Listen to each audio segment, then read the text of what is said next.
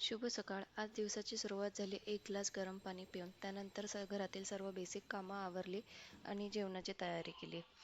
जेवणात आज मला बनवायचा होता रोडगा आणि वांग बटाट्याची भाजी. याची रेसिपी जर तुम्हाला हवी असेल तर मला कमेंट बॉक्समध्ये कमेंट करून सांगा. त्यानंतर जी रोजची कामं राहतात, कपडे वगैरे ते आज मी शूट केलेले नाही, कारण की ते डेली मध्ये काय नेहमी नेहमी तेच दाखवावं म्हणून मी ते स्किप केलंय. आणि संध्याकाळचं रुटीन मी शेअर करते आज. आज संध्याकाळी आम्हाला जायचं होतं बाहेर थोडं सामान आणायला.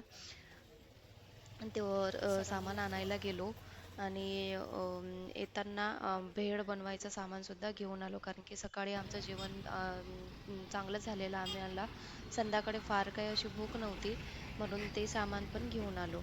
तर घरी आलो आणि घरी आल्यानंतर कॉर्न जे आहे ते मी उकळायला बॉईल करायला टाकून दिले होते आणि भेळचं सामान आम्ही घेऊन आलो होतो. फरसाण वगैरे, sauces, red chilli sauce, green chilli sauce असं काही, आणि अळूची पानंसुद्धा घेऊन आलो. माझ्या मिस्टरांना अळूवडी फार आवडतात. त्यामुळे अळूची पानंसुद्धा घेऊन आलो.